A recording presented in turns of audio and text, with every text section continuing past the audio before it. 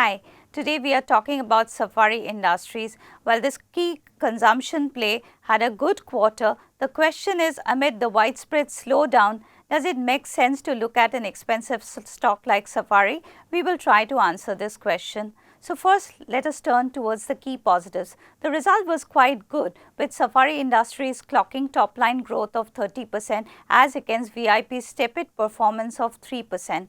The margin contraction sequentially was also limited to only 50 basis points.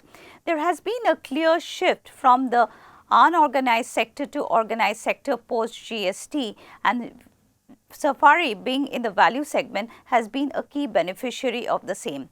The company is spending a lot of energy on the growth pockets, like in terms of categories in polycarbonate as well as backpacks, and in terms of channels towards e-commerce and hypermarket.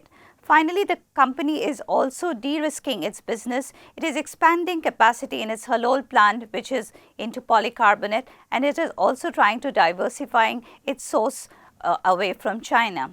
And finally, the macro drivers are also in place in terms of the long-term GDP prospect, the preference for branded suitcases, the buying for wedding, as well as the increasing trends towards travel and tourism.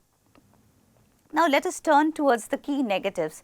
First and foremost, the macro slowdown could further impact consumption and could impact the growth of Safari Industries. Secondly, there is always a threat of increase in raw material prices and a depreciation of the Indian rupee. So the key question is, what should investors do with the stock? While there could be short-term hiccups, the long-term thesis is very much intact. The stock has corrected by close to 25% from its 52-week high, and the valuation of the stock is currently similar to VIP Industries. So at 30.8 times FY21 expected earnings, we see reasonable growth prospects for the stock from the long-term perspective. However, we would recommend that investors gradually accumulate the stock in the current weak phase. Thank you.